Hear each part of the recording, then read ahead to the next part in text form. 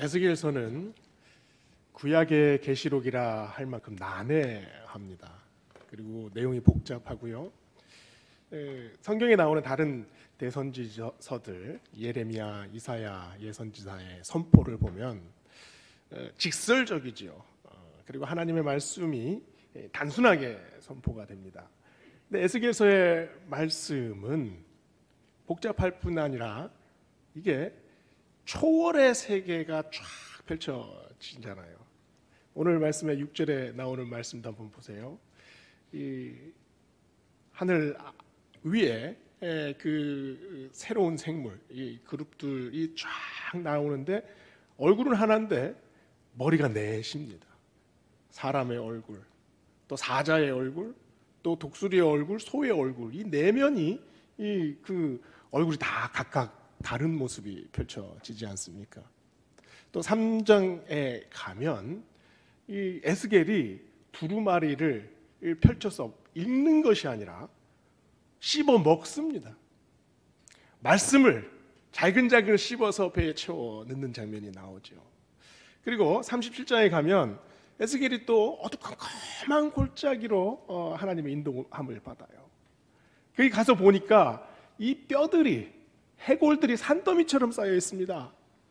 바싹 마른 그 산더미 같이 쌓인 그 뼈들에 하나님께서 명령하시자 어떤 일이 생깁니까? 그 뼈들 위에 핏줄이 생기기 시작합니다. 근육이 생기고요. 서로 그것들이 하나씩 조합이 돼서 생명이 일어나고 있잖아요. 또 40장에 가보면 이게 그 에스겔이 순간 이동을 막 합니다. 마치 4차원의 세계에 사는 것처럼 갈대아 땅, 지금 바벨론에 살고 있는 에스겔이 순간적으로 예루살렘 성전으로 이동을 해요. 그 예루살렘 성전 안에서 발원한 그 어마어마한 강줄기를 에스겔이 온몸으로 느끼는 장면, 너무나 놀라운 장면들이 계속해서 펼쳐지죠. 하나님이 이런 신묘막측한 그런 상징과 환상으로 설명하시는 이유가 있죠. 왜냐하면 에스겔은 이 하나님께서 보여주시는 이 장면을 통해서 새로움을 경험합니다. 눈이 번쩍 뜨여요. 입이 쩍 벌어집니다. 그러면서 하나님께서 에스겔에게 주시는 말씀, 폐허를 새롭게 하시는 말씀, 그리고 어둠으로 가득 찬 그 세계를 열어 젖히시면서 하나님이 보여주시는 그런 장대한 미래를 에스겔에게 지금 선포하시는 겁니다. 에스겔, 이 이름 자체가 벌써 하나님께서 붙잡고 계시는 이름입니다. 영어로 하면은 이게 에제키엘이라고 하지 않습니까? 우리는 에스겔이라고 하는데 사실 히브리어 이름 에제키엘입니다. 이름 안에 하나님의 이름 엘이 있어요. 에제크, 강하게 하신다. 누가 강하게 하십니까? 하나님이 강하게 하신다. 하나님이 단련하신다. 하나님이 붙잡고 계시다. 이게 에스겔의 이름 아닙니까? 그런데 에스겔의 이 이름에 무색할 만큼 에스겔이 처한 상황은 고통입니다. 에스겔은 지금 이스라엘의 마지막 왕 여호야긴 이 포로로 잡혔을 때 같이 바벨론에 끌려왔습니다. 오늘 말씀 1장에 1절에 보면은요 30년 4월 5일이라고 나오는데 그것을 학자들은 에스겔의 나이라고 생각을 합니다. 그리고 2절에 보면 바벨론에 끌려온 지 벌써 5년이나 됐습니다. 한 나라가 망했을 때, 예루살렘이 망했을 때 에스겔은 20대 중반의 청년이었죠. 청년의 꿈이 뭉개졌습니다. 완전히 꺾여졌어요. 꿈이 꺾인 것뿐만이 아니라 이 에스겔의 인생 자체가 완전히 망가졌습니다. 하나님께서 붙잡은 청년, 하나님께서 강하게 하시는 청년이 완전히 비참한 구렁텅이로 빠져버린 거죠. 제임스 나트웨이라는 사진작가의 전시회를 제가 다닌 적이 있습니다. 이분이 전 세계의 그 분쟁 지역을 다니면서 그 전쟁의 참상을 사진으로 남겼는데 특별히 그 전쟁을 겪고 난 사람들의 얼굴 표정을 이렇게 확대해서 전시를 했습니다. 제가 기억에 남는 사진은 이 야전병원에서 여러 군인들을 찍은 사진인데요. 이 군인들의 표정이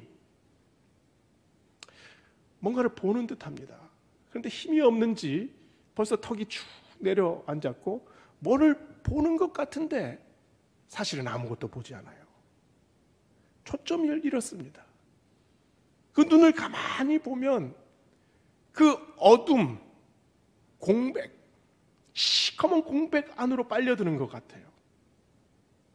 전쟁을 겪어본 사람은 안다고 합니다. 그 참상이 얼마나 끔찍한지. 베트남 참전 군인들의 트라우마를 서술한 글을 읽은 적이 있습니다.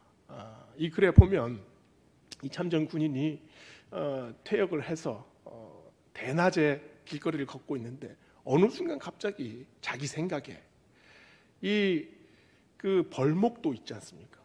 베트콩들이 사용하는 벌목도를 들고 누군가 뒤에 와서 자기를 확 내려칠 것 같다는 생각이 드는 거예요. 그 생각이 들면 이 허리에서부터 이 머리끝까지 소름이 확 끼친답니다.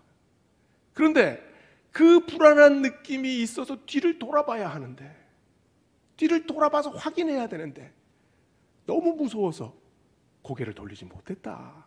이런 글이 있어요. 에스겔은 이런 전쟁의 참사를 고스란히 겪은 사람입니다. 나라를 잃었습니다. 민족들이 다 뿔뿔이 흩어졌어요. 포로로 끌려왔습니다. 그 가슴 안에는 절망이 응어리져 있습니다. 우리가 사는 시대는 어떻습니까? 사람이 살아갈 때 시대가 마음을 꽁꽁 잠그게 할 때가 있습니다. 믿음의 어떤 소망과 또 희망마저도 완전히 얼어붙게 하는 경우가 너무나 자주 있지 않습니까? 우크라이나에서는 지금 전쟁이 확전일로에 있습니다. 핵 발전소가 불탄다는 그런 소문도 있어요. 3년째 지금 코로나가 이어지고 있습니다. 가정의 경제적으로 타격을 입은 사람들이 너무나 많죠. 자영업자들은 너무너무 힘듭니다. 아이들을 키우는 부모들은 어떻습니까? 3년이나 아이들이 제대로 공부를 못했습니다. 이 아이들의 미래가 어떻게 되겠습니까? 너무나 불안하죠. 너무나 걱정스럽죠. 강도는 다르지만 에스겔이 처한 상황으로 우리는 언제든지 끌려 들어갑니다. 그 불안을 고스란히 우리도 느끼고 살고 있지 않습니까? 그런데 이런 불안한 상황을 반전시키는 마음도 있습니다. 미래를 간절히 기대하고 또 소망으로 바라보는 마음. 일제강점기가 한창이던 1932년 조선의 청년 심훈이 그 마음을 이렇게 노래했습니다. 그날이 오면 삼각산이 일어나 덩실덩실 춤이라도 추고 한강물이 뒤집혀 용소듬 칠 그날이 오면 밤하늘에 나는 까마귀같이 종로의 인경을 머리로 들이받아 울리오리다. 두개골은 깨어져 산산조각 나도 기뻐서 죽사오매 무슨 한이 나무 오리이까. 나라 잃은 서름을 아주 격정적으로 표현했죠. 절망은 계속됩니다. 그러나 해방의 그날이 오면 산들이 일어나 춤을 출 것이다. 강들이 뒤집힐 것이다. 나는 기쁨에 겨워서 보신각종에 가서 내 머리를 계속 들이받을 것이다. 이 격정적인 마음이 어디서 생겨납니까? 나라는 빼앗겼지만 나는 아직 조선의 아들이다. 나라를 빼앗을지언정 나의 정신은 빼앗을 수 없다. 나의 정체성을 무너뜨릴 수는 없다. 이 마음 아니겠습니까? 에스겔 3절에서 오늘 말씀은 에스겔은 자기가 누구인지 명확하게 밝히고 있습니다. 갈대아 땅 그발 강가에서 여호와의 말씀이 부시의 아들 제사장 나 에스겔에게 특별히 임하고 여호와의 권능이 내 위에 있느니라. 에스겔은 그발강 앞으로 나섭니다. 조국의 폐허가 눈에 아른아른거립니다. 하나님 도대체 일이 어쩌다가 이 지경이 됐습니까?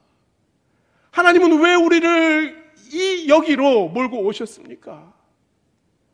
왜 우리 사이에 있는 모든 소망의 싹을 다 싹둑싹둑 다 잘라내셨습니까? 그발강은 낯선 땅에서 낯설게 흐르는 강입니다. 그 강을 바라보면서 에스겔은 굉장히 많은 생각을 했을 겁니다. 그발강은 그냥 강물이 흐르는 강이 아니지 않습니까? 눈물이 흐르는 강입니다. 그 강을 바라보면서 사람들은 생각하죠. 내 인생의 시간이 속절없이 흐르는 강, 그 강을 바라봅니다. 그 강에는 육신의 아픔, 마음의 상처가 함께 범벅이 돼서 흐르는 강일 수도 있습니다. 갈등과 고민이 항상 넘쳐나는 강, 경제적인 어려움이 흙탕물이 되어서 흐르는 강, 그 강이 우리에게도 있지 않습니까?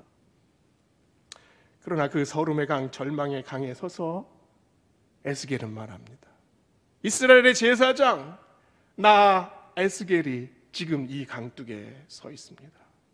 하나님의 제사장이 지금 앞으로 나아가고 있습니다. 역사의 강물은 모든 것을 다 집어삼켰습니다. 전쟁의 강물은 소중한 것, 아끼는 것 가리지 않고 그냥 다 휩쓸어 버렸습니다. 애통한 마음이 넘쳐나지요. 슬픔을 그칠 길이 없습니다.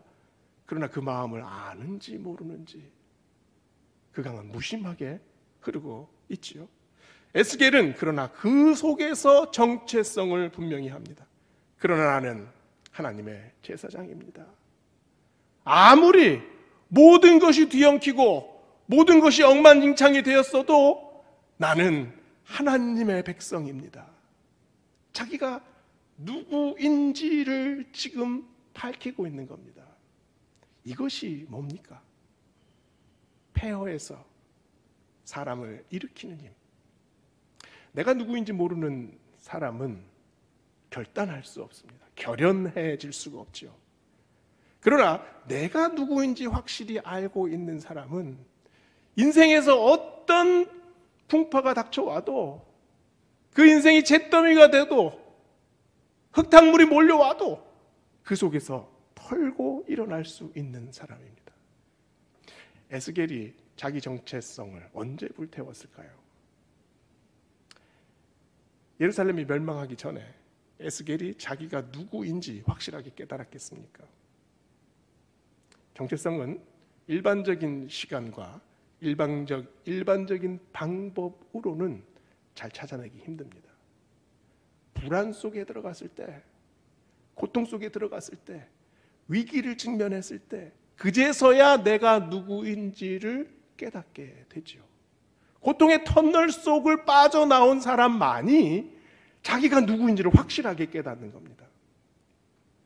베드로가 얼마나 호언장담을 하던 사람입니까?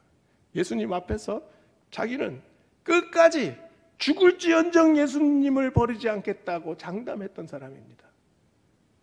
그러나 예수님을 따르겠다고 했던 그 호언장담이 어떻게 됐습니까? 예수님을 부인하는 호언장담이 됐죠.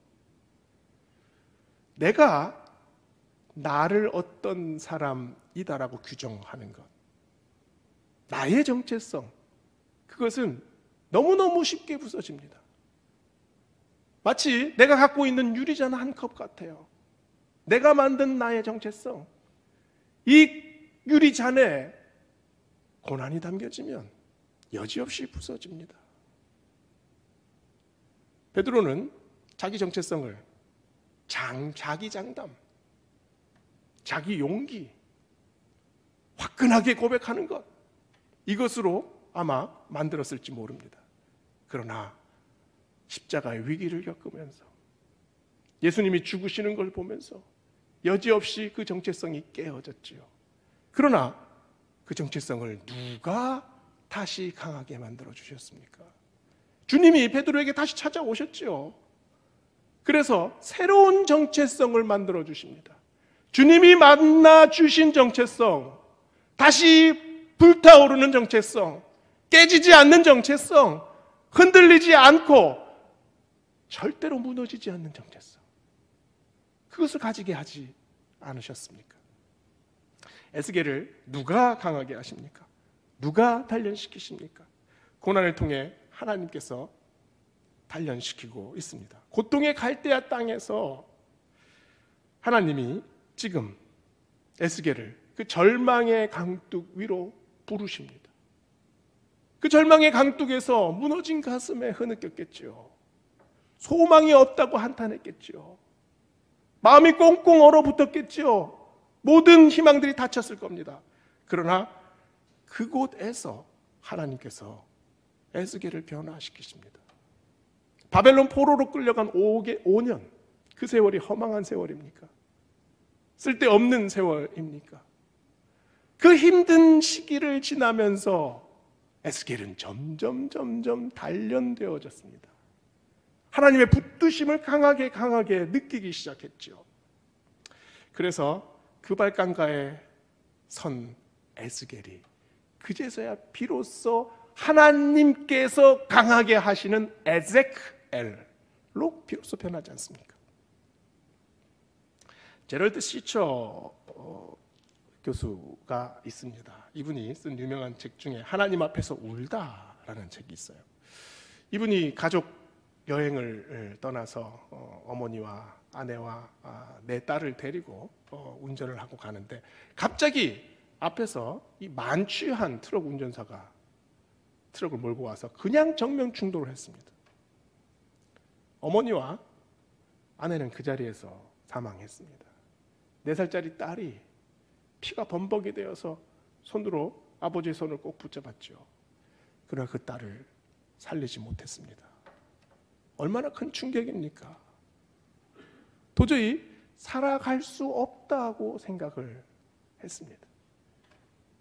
자기가 지금까지 고이 키워왔던 희망이 그냥 뿌리째 다 뽑혀버렸습니다. 다시는 인생의 기쁨으로 돌아갈 수 없는 그런 처지가 됐다고 말을 하죠. 제럴드 시처 교수의 마음이 급속도로 얼어붙습니다. 마음속에서 계속 질문이 생겨요. 그 사건이 생겼을 때 그 시간에 하나님은 도대체 어디 계셨습니까? 그토록 신실하던 믿음의 사람 시처 교수는 무신론자가 되어버립니다. 수년간을 그렇게 살았어요. 그러나 나중에 하나님 앞에서 울다라는 책에서 그는 이렇게 말합니다. 상처는 절대 잊혀지지 않는다. 치유는 상실과 고통 이전의 상태로 돌아가는 것이 아니다. 과거를 삭제하는 작업도 아니다. 오히려 치유는 고통을 가슴에 안고 견디며 삶을 살아가는 과정이다.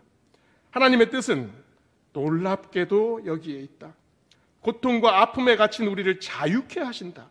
상실과 원망의 트라우마에 굴복하지 않는 것, 수많은 분노와 원망에서 벗어나는 것, 그래서 하나님의 주신 삶을 살아내는 것이다. 이 책을 읽으면서 가슴이 먹먹해지는 지점이 있죠. 그것은 이 시처 교수가 고난을 극복했기 때문이 아닙니다. 회복에 도달했기 때문이 아니에요. 하나님을 다시 만났기 때문입니다.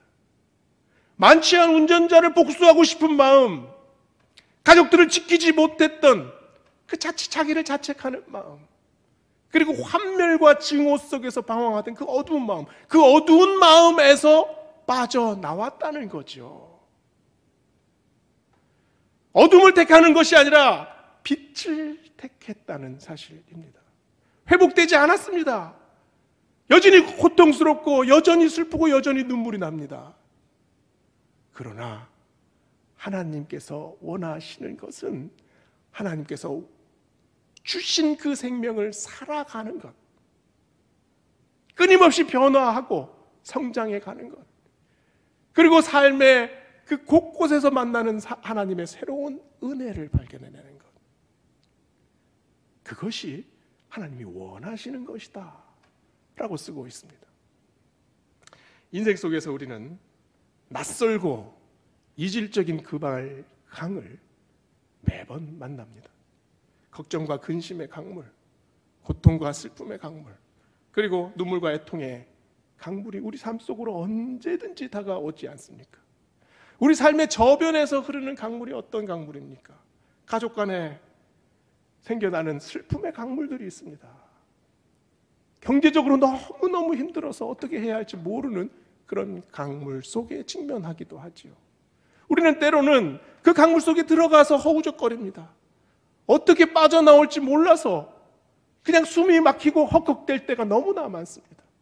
강둑에 올라앉아서 그 무심하게 흐르는 그 강물을 처량하게 낙심한 채로 그저 바라볼 때가 많죠. 왜냐하면 이 이질적인 강물은 이방 땅에서 바라보는 강물처럼 느껴지기 때문입니다.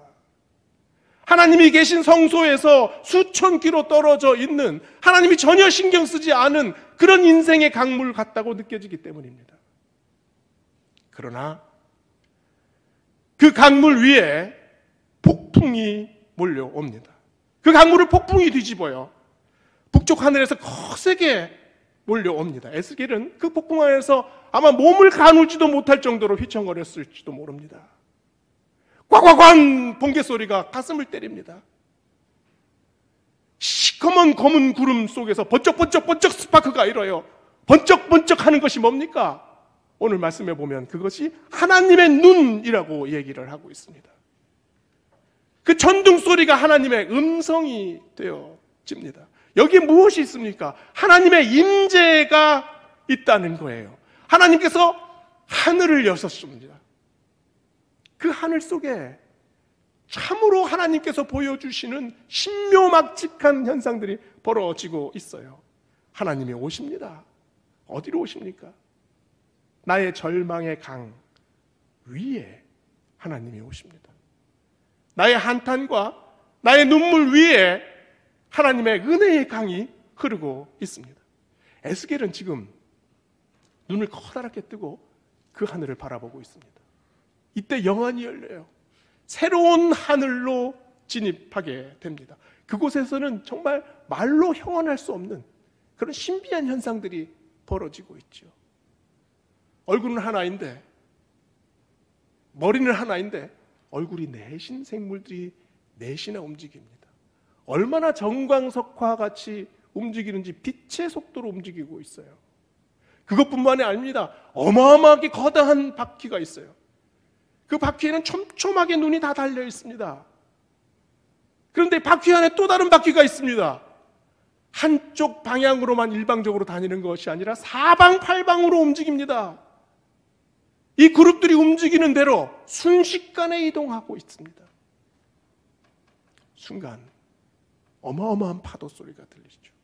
수많은 물소리가 들리면서 고개를 들어보니 그 하늘 위에 보좌가 펼쳐집니다. 그 보좌 위에 앉으신 분이 백금처럼 빛나는 모습을 하고 있어요. 정확히 볼 수가 없습니다. 그러나 그 백금처럼 빛나는 그 안속에서 불이 뿜어져 나옵니다. 그 영광스러운 광채에 앉아 계신 분이 누구세요? 하나님이십니다. 하나님이 오셨어요. 하나님이 그 절망의 강 위에 지금 임재하고 계십니다. 얼마나 놀라운 일입니까? 에스겔이 이런 만남을 기대했겠습니까? 에스겔은 수도 없이 반복적으로 생각했을 겁니다. 하나님이 정말 세상을 통치하시는가?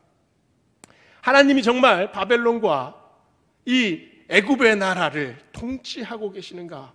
그러면 왜 우리에게 이런 일이 생기는가? 나의 운명은 왜 이렇게 쪼그라들었는가? 우리의 생각의 전개 방향은 항상 이렇습니다. 갇혀있죠. 새로움이 없습니다. 초월할 수가 없다는 거죠. 도약할 수가 없습니다. 그러나 우리가 이 삶의 인생에서 걷는 우리의 인생길이 어떻습니까? 마치 짙은 안개 속을 걷는 것 같습니다. 늘 더듬더듬 거리면서 걸어요. 손을 뻗어서 우리가 감각하는 게 뭔가요? 이 손끝에 느끼는 감각이 세상에 다라고 느끼며 삽니다. 내가 만지고 내가 느낄 수 있는 것이 세상의 힘이 다하다. 그래서 애굽과 바벨론의 힘에 의지할 수밖에 없다. 그래서 세상을 따르는 그 논리에 따라갈 수밖에 없다. 이것이 우리의 마음이지 않습니까? 우리가 절망하고 있을 때, 낙심할 때, 그때 우리는 홀로 있다고 느낍니다. 인생이 마치 무심하게 흐르는 강물처럼 느껴진다는 거죠. 그러나 하나님의 은혜는 절대 무심하게 흐르지 않습니다. 하나님께서 우리 인생에 가득하게 끼어있는 안개를 걷어주시죠. 그리고 눈을 들라고 말씀하십니다. 눈을 들면 하나님께서 하늘을 열어주세요. 그 하늘에 하나님의 임재하심을 보여주십니다. 우리 현실의 인생은 그발강의 탕류가 흐르는 인생입니다. 망연자실 바라볼 수밖에 없지요. 그러나 눈을 들어보세요. 그발강 위에 누가 계십니까? 하나님이 계십니다. 하나님의 임재하심이 계십니다. 하나님이 붙들어 주시고, 하나님이 인도해 주시고, 하나님이 끌어안고 계시는 그 하나님의 임재하심이 우리 인생의 그발강가 바로 위에 계십니다. 그발강은 예루살렘에서 수천 킬로 떨어져 있지요. 그러나 하나님께서는 기억하셨습니다. 누구를 기억하셨습니까? 에스겔을 기억하셨습니다. 성소에서 그렇게 멀리 떨어져 홀로 있는 에스겔의 마음을 아시고 기억해내시고 끝까지 따라오셨습니다. 그래서 하늘을 열어주셨습니다. 우리가 고통 속에 한숨 쉬는 내 인생의 그발강가, 그것은 놀라운 반전의 강입니다. 그곳에서 하나님께서 하늘을 열어주시고 우리의 눈을 열게 하시고 우리의 마음을 열게 하십니다. 그곳에서 고백하게 하십니다. 우리의 생각과 우리의 판단은 항상 갇혀져 있지요. 그러나 하나님은 초월하시는 하나님이십니다. 초월하신다는 의미가 뭡니까? 우리가 우리 생각대로 하나님께 다다를 수 없다는 것이 초월입니까? 하나님은 반대로 하나님의 영역을 열어줘 주시고 우리에게로 들어오십니다. 다른 것이 초월이 아니라 그것이 초월이에요. 하나님의 영역에서 우리에게로 건너오시는 하나님, 절망의 강을 건너서 우리에게 오시는 하나님, 우리를 붙드시려고 우리에게 진입하시는 하나님. 에스겔은 이 경험을 했습니다. 가장 절망스러울 때, 가장 한탄스러울 때, 가장 소망이 없을 때, 가장 어떻게 해야 할지 알지 못할 때, 그때 초월하시는 하나님, 나를 만나주시는 하나님, 내 인생의 혼탁한 탕류 위에서 나를 붙들어 주시는 하나님, 그 하나님의 은혜가 오늘 이 아침에 우리 모든 배들에 풍성하게 넘치기를 축원합니다. 오늘 이 시간에 우리가 모두 다 한 마음으로 그 하나님을 바라고 고백하는 시간이 되시기를 축원합니다. 기도하시겠습니다.